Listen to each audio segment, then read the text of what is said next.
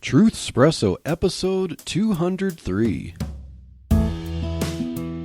Face it, we all would rather sleep in this morning. That's why God gave us espresso, to kickstart our zombified corpses into hyperdrive.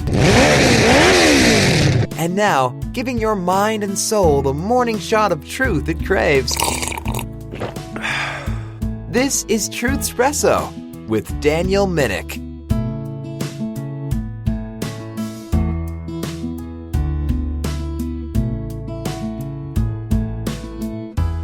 Hey there, Truth Espresso followers, fans, family, friends, foes, and lurkers alike.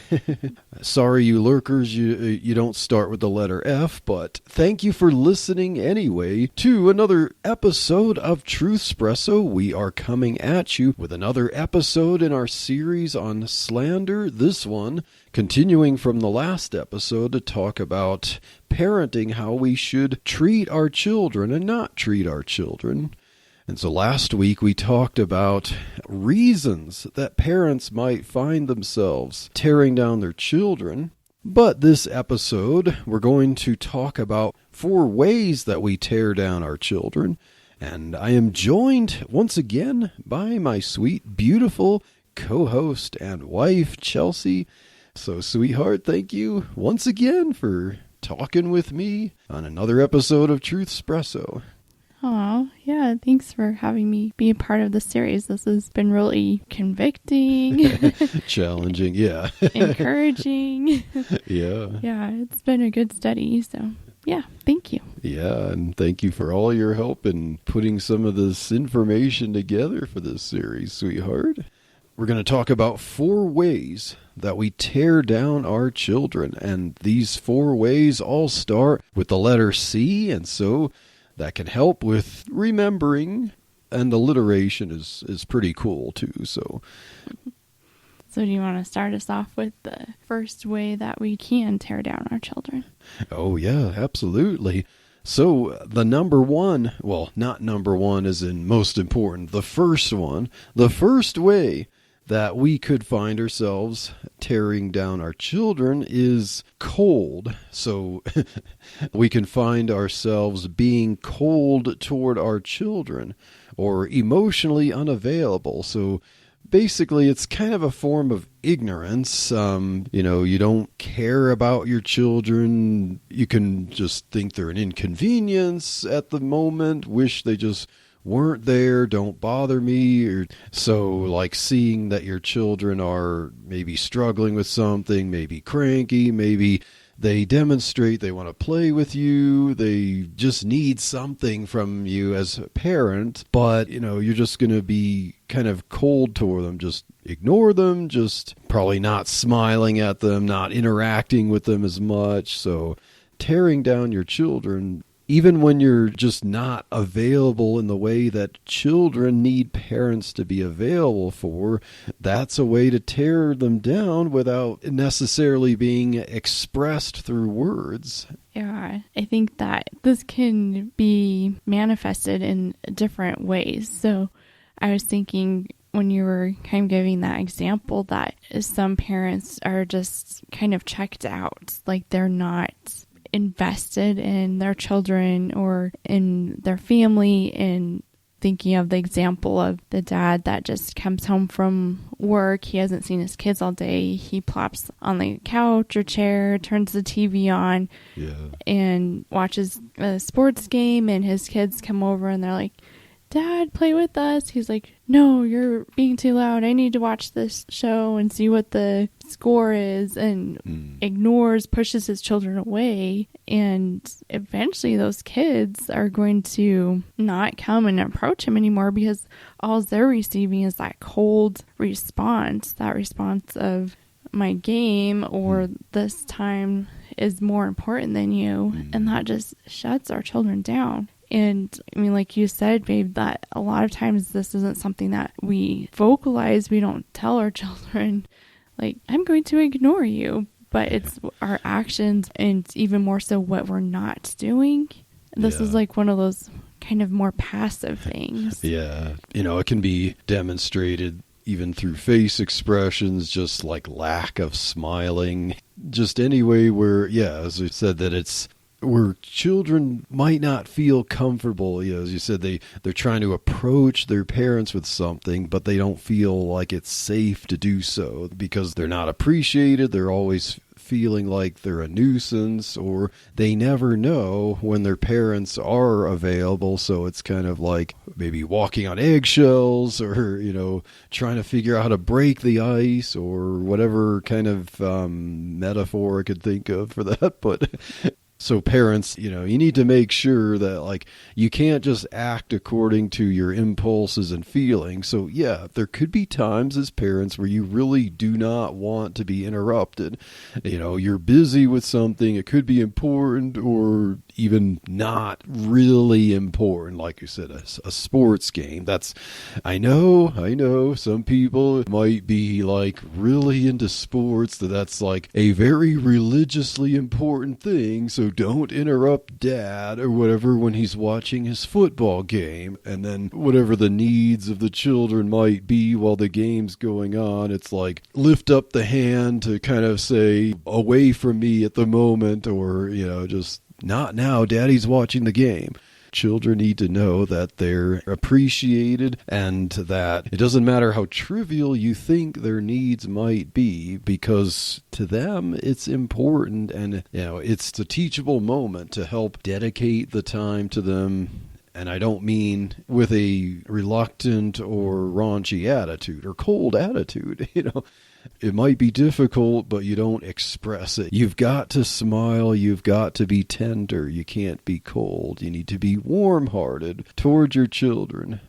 And a little bit more on different ways that we can express being cold towards our children is not showing affection, or even not affirming our children. I think you kind of touched on that a little bit too there, sweetie, that it's so important for our children, especially in their emotional development, in their ability to feel secure. Yes. It's so important that we hug our children, that we actually get down on the floor and interact with them. Yes. And we verbally tell them, I love you. I'm so glad I'm your mom. I'm so glad I'm your dad, you know, whatever the case is. And we can't just think that, oh, they know I love them. They don't. Yeah. You have to verbalize that to them.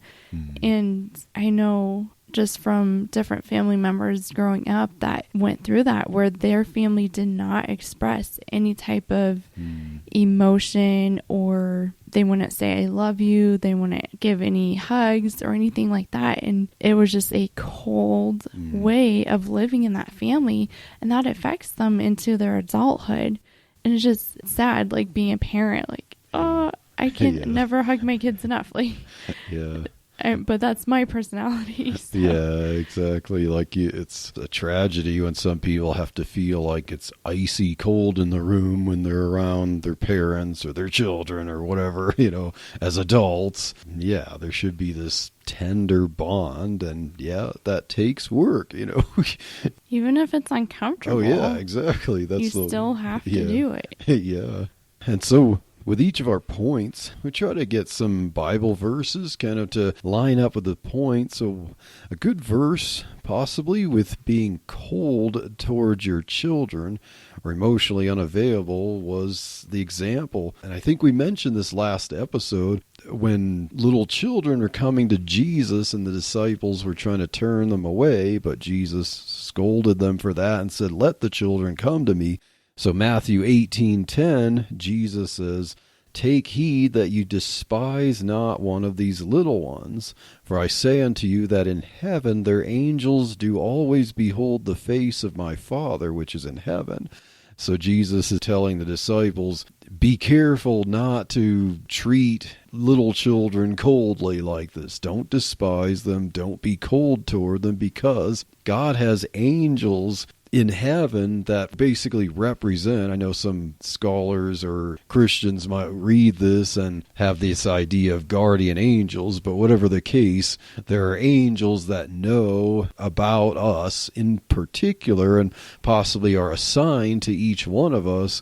And so even as little children, they have angels that are specifically focused on them. And these angels have a special place before God the Father, that they're in his presence. So there's the idiom of seeing the face of the king, like Esther walks into the court of the king. It's in a privileged position to behold the king's face. And so these angels are ever before the face of the Father.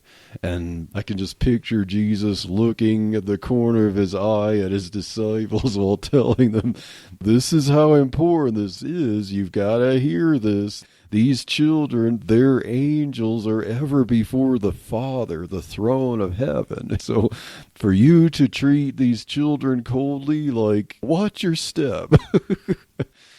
Yeah, I like that verse, and I like how it just emphasizes just how Jesus even just demonstrated how much children are valued. And a lot of our parents or grandparents, they kind of grew up in that era where it was like children should be seen and not heard. Yeah. And I think, okay, but this example with Jesus, he's like, no, stop pushing them away. Come here. And kind of my pet peeve with the church nowadays too. I'm like, I grew up in a church where children sat in the service. It was the family style church, and you just grew up listening to the scriptures being read and singing. And I just think that was something really unique, that it was like, okay, we're not going to send the children away because they might make a little bit of noise or wiggle around. Yeah. It's like, we see these children, we value them, we want them to hear God's word spoken.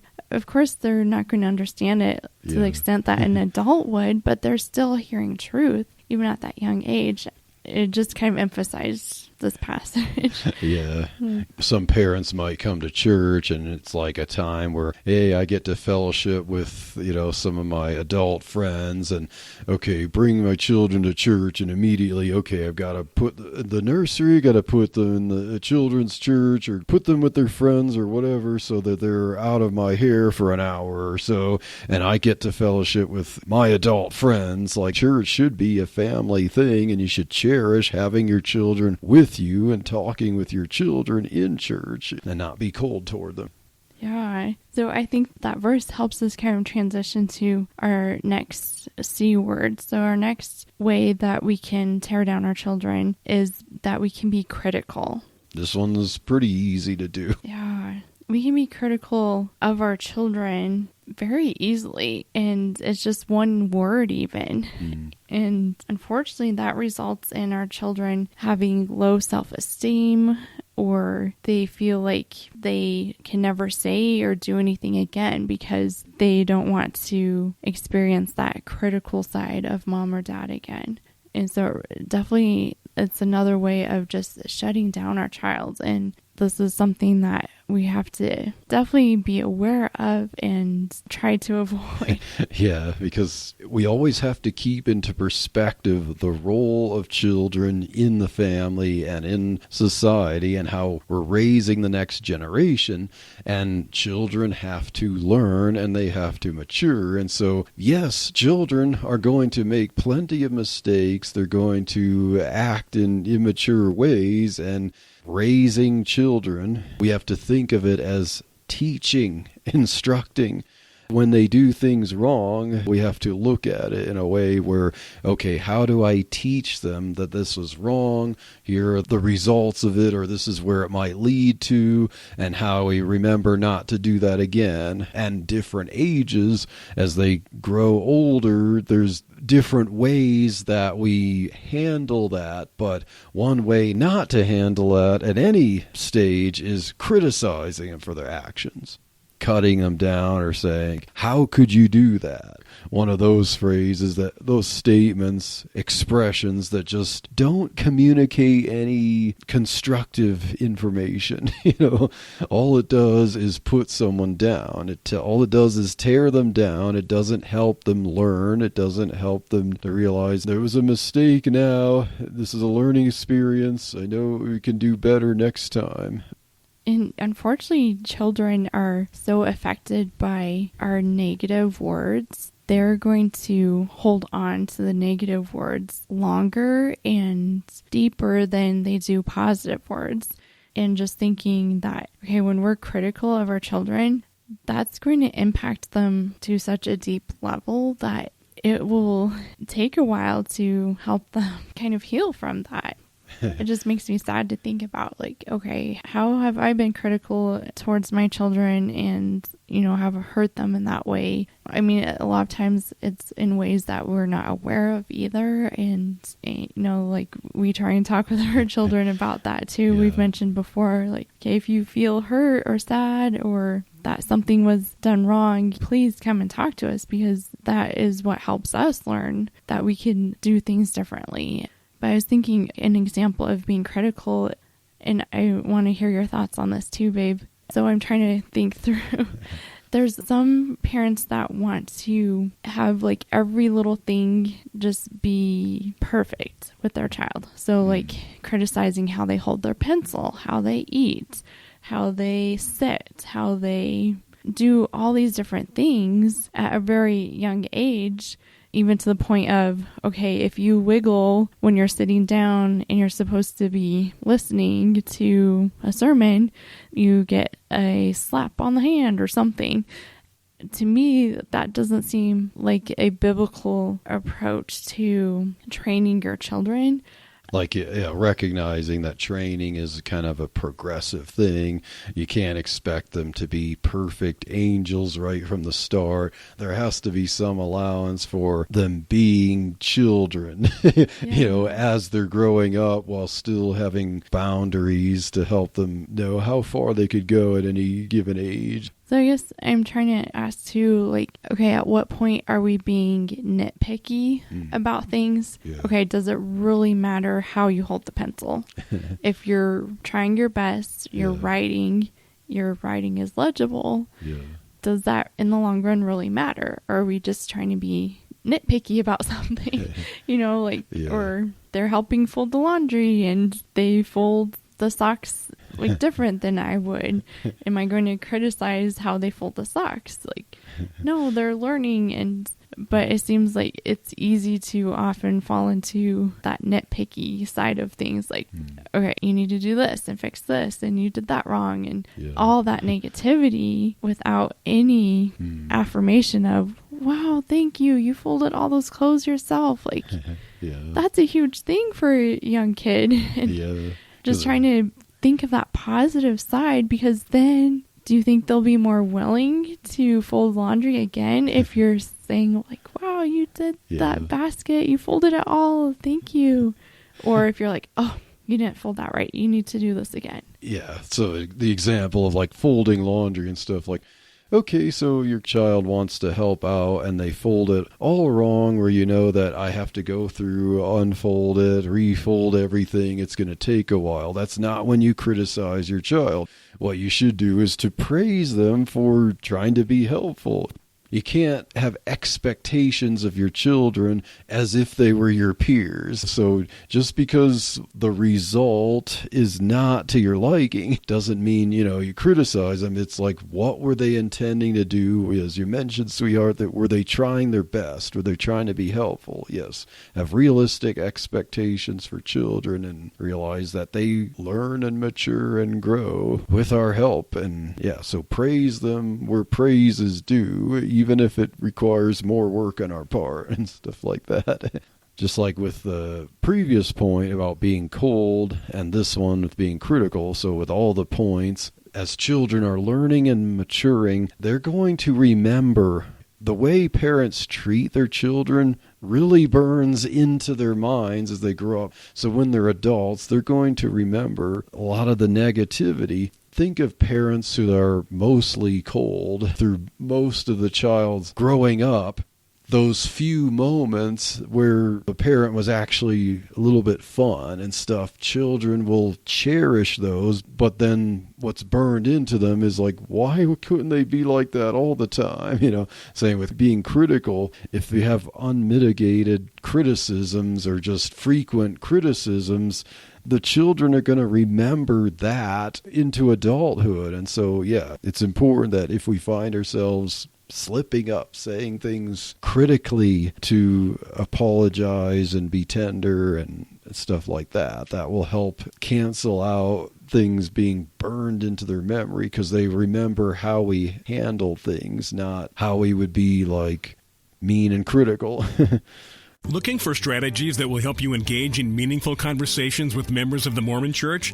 Well, if so, take a look at Sharing the Good News with Mormons, a new book produced by Harvest House Publishers and edited by Mormonism Research Ministries' Eric Johnson and Sean McDowell. Sharing the Good News with Mormons includes 24 helpful essays from 24 Christian apologists, scholars, and pastors. Pick up your copy at the Utah Lighthouse Bookstore or order directly from mrm.org. So I just thought of a possible way to differentiate between being critical and helping to train your child. Okay. So let's see what you think of this. Okay.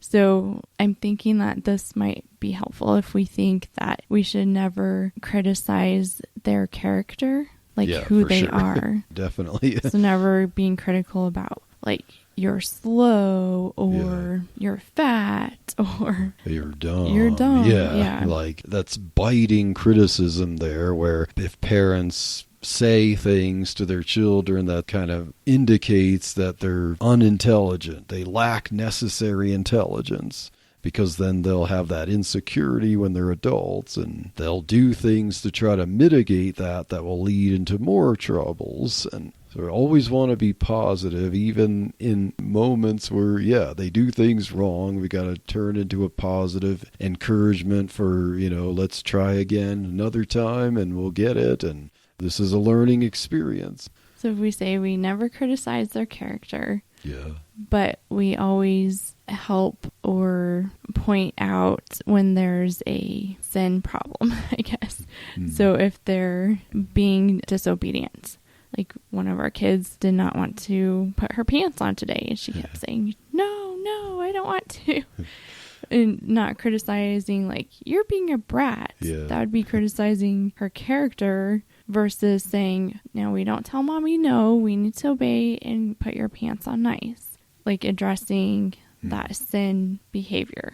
And focusing on here's what should be done and this is why it's a good thing to do that. Like criticism is kind of an unmitigated negative. So it's kind of just, okay, here's the negative, and there's no like thinking about the positive of doing right. Like as you said, you're a brat or you're dumb or things like that. And it's like, okay, what can I do right? And we have a Bible verse here too that kind of helps with learning to not be critical of our children. In 1 Thessalonians 5:11, it says, "Wherefore comfort yourselves together and edify one another, even as also ye do." And I know we've brought this verse up a few times too, but just that importance again of we're supposed to be building each other up, and that creates a comforting relationship, a place where your kids feel comfortable to be around you. They feel comfortable to talk to you. They know that you're there for them. They know that you see them and you care for them. And these other ways of being cold or being critical, that's pushing our children away, and they're not going to be comfortable to come to us. And to me, it's like, oh, this is so important for us to try and learn how to do this with our children, because when they're young, we need to start this. As they get older and they have bigger problems or things like fears, or they're being bullied at school or something, they need to feel comfortable to come to you as a parent and tell you what's going on. And so I just think that both of our desire with our children is to try and just be there for them and let them know that they can come to us at any time with anything, and that it takes work, like we keep saying.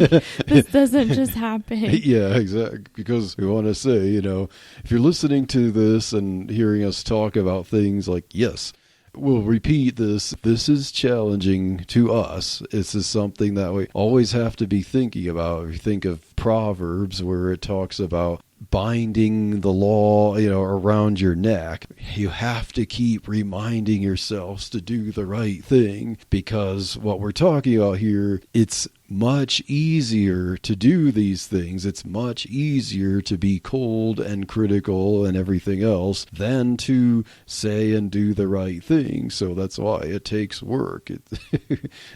It's a lot more effort to do the right thing than to just follow our fallen nature and do the wrong thing. So, number 1 was cold, number 2 was critical, and now number 3, way that we can tear down our children is to be condescending. So, this might sound a little bit like being critical, but I like to think of it where we say things or do things that kind of make parents look super tall and children look super small. Like you're always talking down to your children in a way that you're lofty and up there and unapproachable, and your children are down and can never approach your level, and things like sarcasm or trivializing their experiences. So using the word actually can be a subtle way of being condescending or putting down, like saying to your children, hey, that's actually a great idea. Like it could be a subtle way of saying, wow, you did something smart and I never would have expected that from you. So that's like a passive aggressive example of being condescending, but saying things like, you always do this, or you never, why can't you, whatever. And then there's also nonverbal ways to be condescending, which it's important for parents to realize that you need to connect with your children on an eye level. And so no standing up, crossing your arms and looking down at your toddler, which I had to learn this as a parent because I know maybe a lot of adults when I grew up didn't know this principle. But when you talk to your children when they're still little, get down on your knees and try to be at their eye level and talk to them. Embrace them a little when you're talking to them. So bring your voice down lower and tender and being on your knees or sitting down or whatever so that you're more eye level with them and so you don't appear threatening to them. This is a kind of a literal way of avoiding being condescending. So being condescending to your children would be looking down your nose, lofty, standing up, crossing your arms, and glaring down at them like a king glaring down at his subjects. So to avoid condescension by when you're talking to them, get down on your knees or sit, be eye level with them, because I think even just doing that action, being in that physical position, being able to look at your children at eye level can also help tone down your condescension in your words and help you to speak more tenderly toward them. Aw, I just loved how you described that because, yes, that's so true to really be able to connect with our children, especially when they are younger, and there's a different response that you get from your child when you are able to make that eye-to-eye connection, and that helps them focus on you, that helps them hear better, that helps them know that you see them and you care about them, versus that overpowering. And when you're up higher, you have to talk louder, so that's going to be scarier for them as well. And so that's really important. I'm glad that you brought that point up. I was also thinking, too, kind of along with the trivializing experiences is a way of condescending. And I think that can be a difficult thing to not do because we have naturally lived longer than our kids. And so sometimes when they're like, oh, my knee hurts so bad, you're comparing their hurt with hurts that you've experienced, then we're going to be condescending and trivialize that their knee hurts because we're like, oh, have you ever given birth to a baby? Have you ever broken your foot? It could be very easy to think if they're like complaining so much about something that you can easily brush off yourself. Like you want to reflexively say like, that's nothing, just rub it off. That's nothing like this. So just acknowledging that they have this concern or they have this hurt or they bonked their knee and just like affirming it. Not that you have to baby them and tailor to them the rest of the day because they honk their knee a little bit. But we also want to acknowledge that they're expressing their feelings. We want to affirm that and not brush that off, because, again, that's kind of laying that foundation of saying, okay, I see you, I hear you, I value what you're telling me, and hopefully that will carry on through their growing and maturing years. Yeah, definitely, sweetheart. Kind of like Snow White, whistle while you work. There's ways to help them through like a frustration or pain by helping them you can make somewhat light of it by joking or encouraging or whatever, making something fun so they can laugh and then they don't feel the hurt anymore,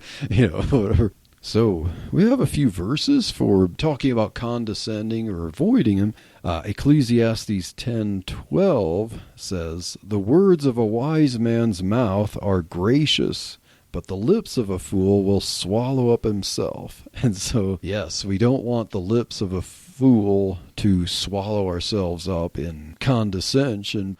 So one indicator that you're a wise person, one indicator that you're a wise parent, is that your mouth is gracious. Your words aren't gracious if they're condescending. Another verse I have, it seems like it would be kind of just shocking or whatever, but for this point here, but Matthew 5:22, like the end of the verse, the point I'm going to make is not like literally what it's talking about. Jesus is telling his disciples about not to treat your brother with anger. If you're angry with your brother, you'll be in judgment if you call him Raka or whatever. But then Jesus says, "But whosoever shall say, thou fool, shall be in danger of hellfire."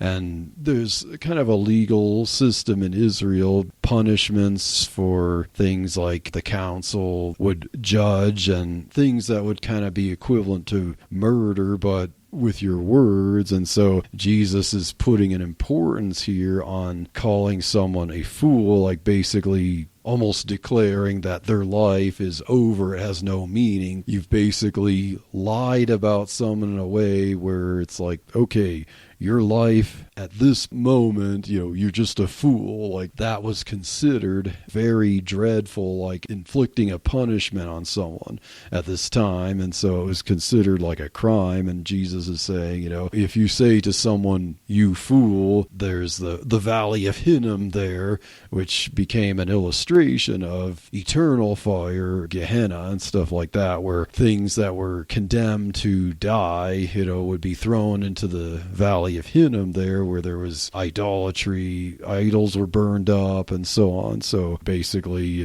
if you call someone a fool, you're deserving of being thrown into the dreadful place where they burn up trash, idols, and they'd have to keep the fire there for purification, stuff like that. But the verse is to demonstrate just how important it is not to treat your children or call them fools or be condescending to them, because your words are very important. And then finally, another verse that I have to avoid being condescending is Romans 14, verse 19, where the Apostle Paul says, "Let us therefore follow after the things which make for peace, and things wherewith one may edify one another."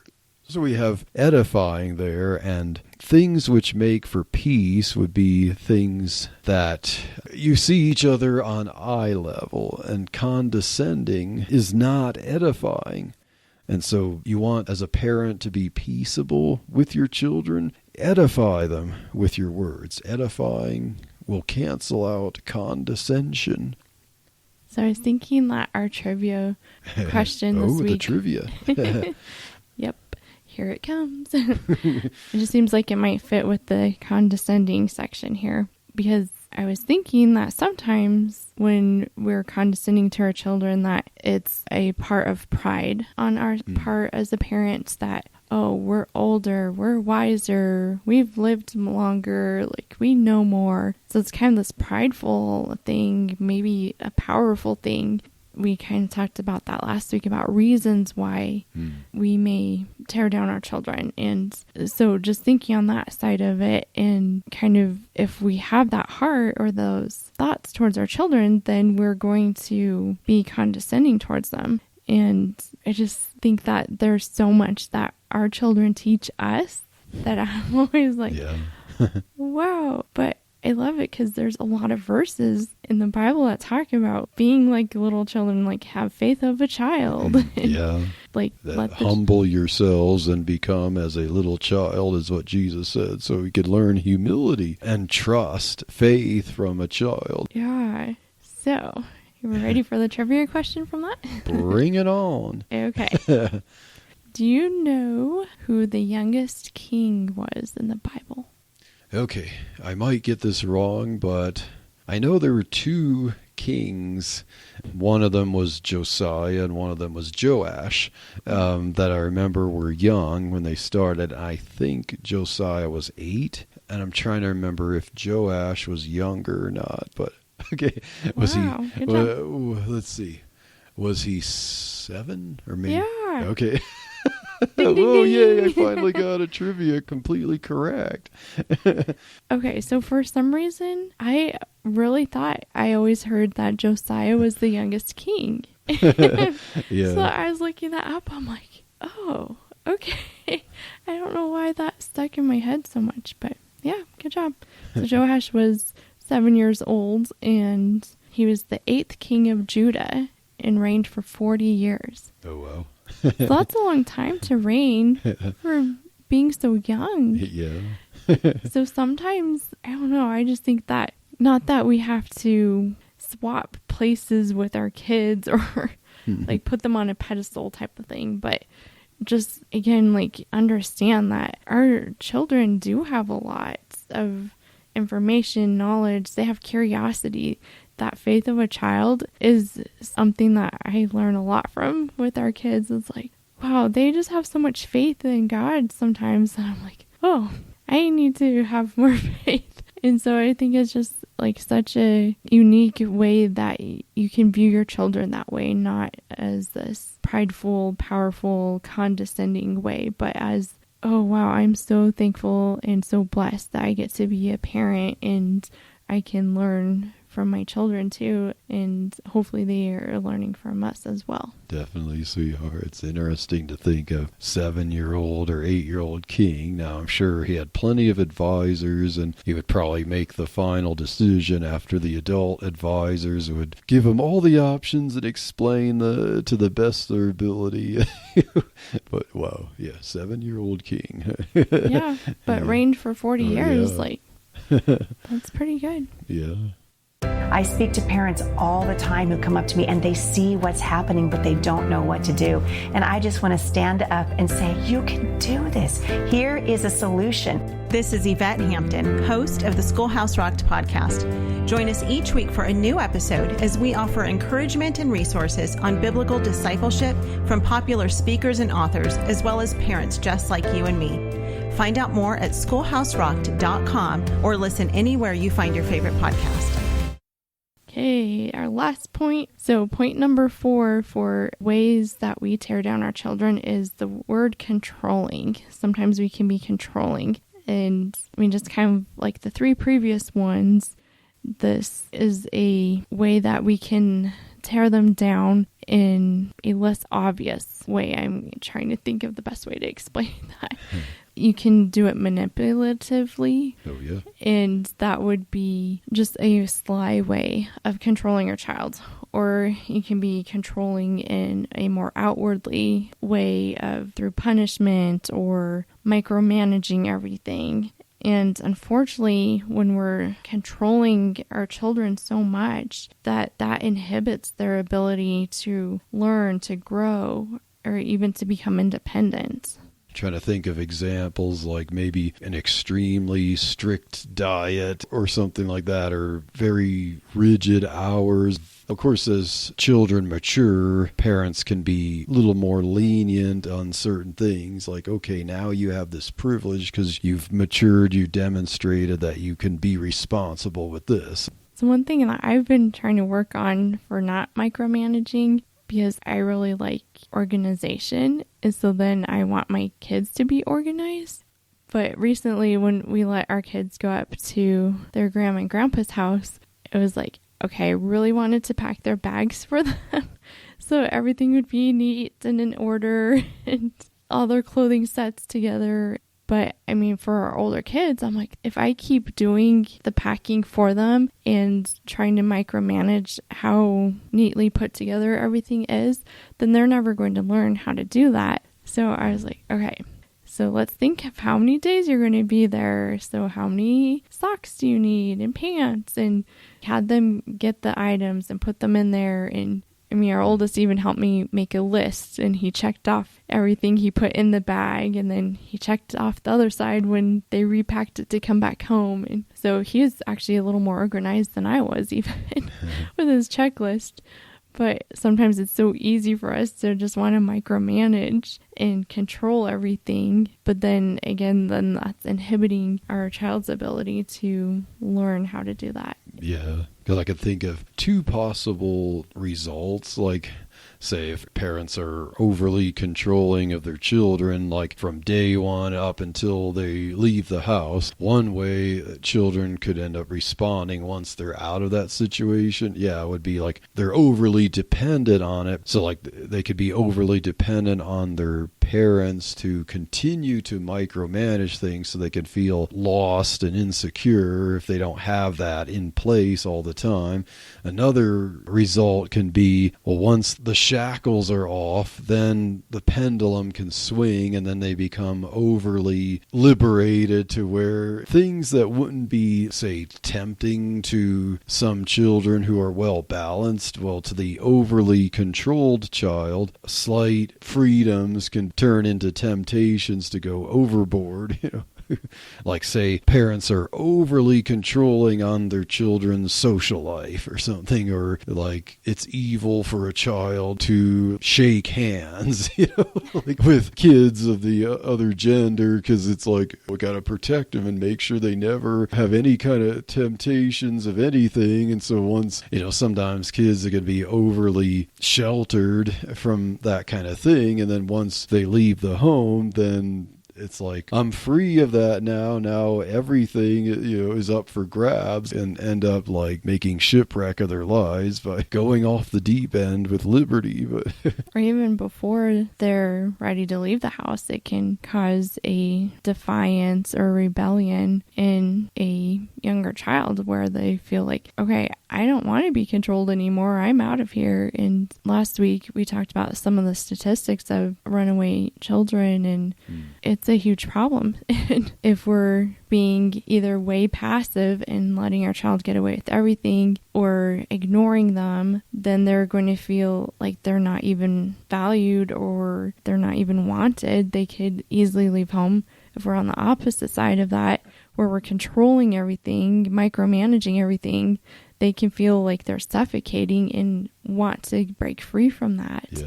So it's a hard place to find that balance there, and making sure, because we want to protect our children and have those boundaries, but I mean, we don't want to be overly strict, like your example, not shaking hands with the opposite gender. And thankfully, God's word gives us a lot of good principles throughout there to kind of give us that insight. And then a lot of times I know we'll ask other parents that we're like, okay, they've raised children, they've turned out really well. And then we're like, okay, how do you handle this situation? Or what did you do when this came up? And you have to utilize these different tools that God gave us to hopefully find that balance there. And I think we have some good verses that would kind of talk about the way a balance would look, because I have Proverbs 1:8-9. So King Solomon says, "My son, hear the instruction of thy father, and forsake not the law of thy mother.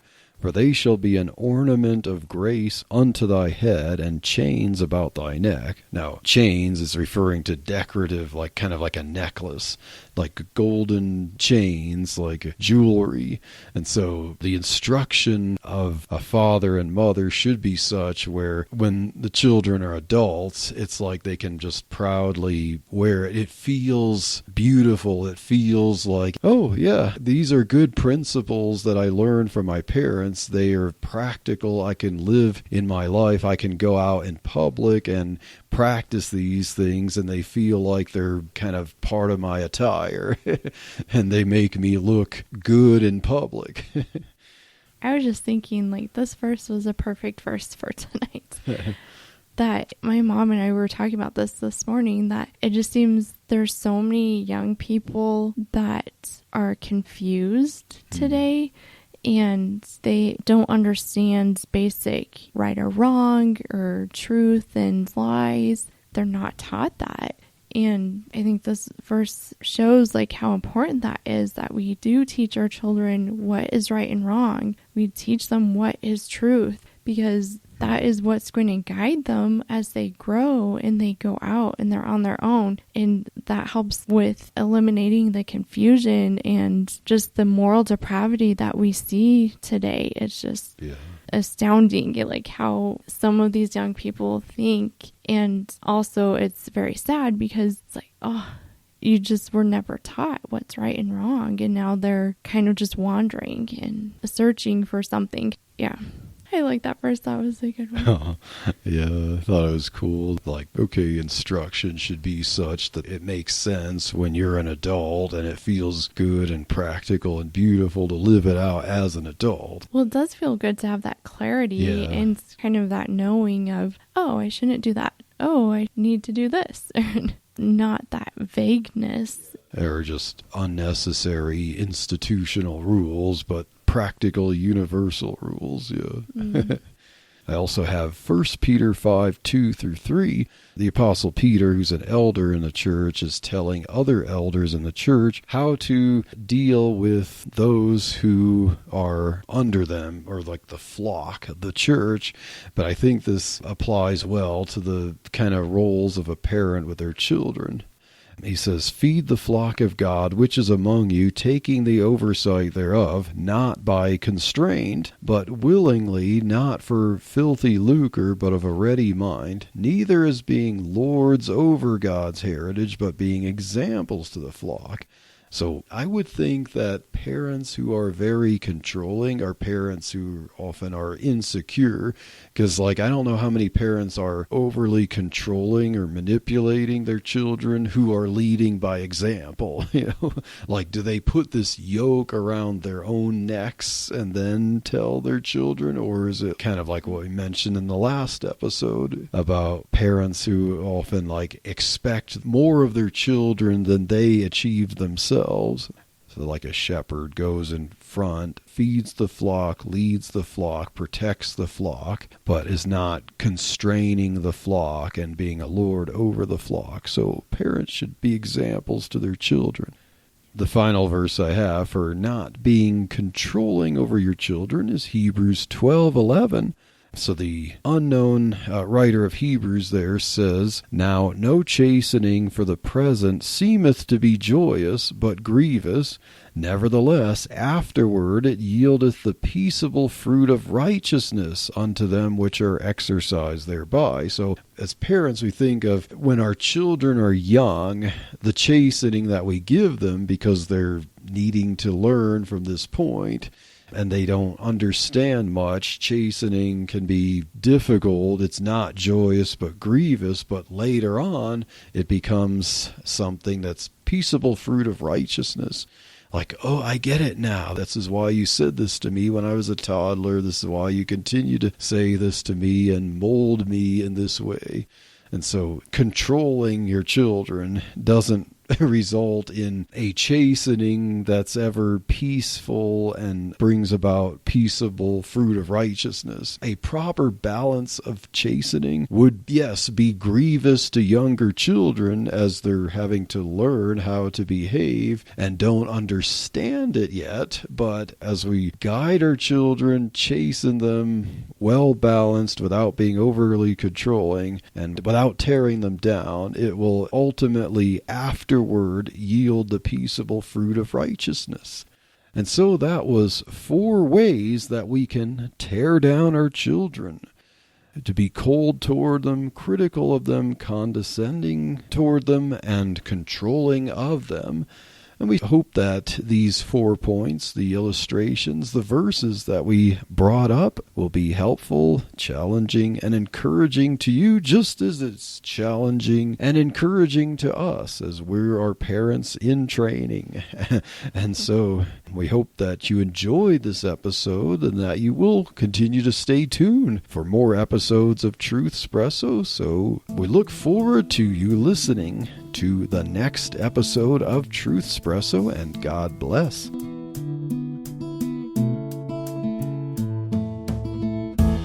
Thank you for waking up with Truthspresso. Good morning, and God bless your day. Hey friends, Daniel Minnick here again. If you liked waking up to this episode of Truthspresso, I would really appreciate it if you would rate it on Apple Podcasts, Stitcher, or whatever application you use to listen to Truthspresso.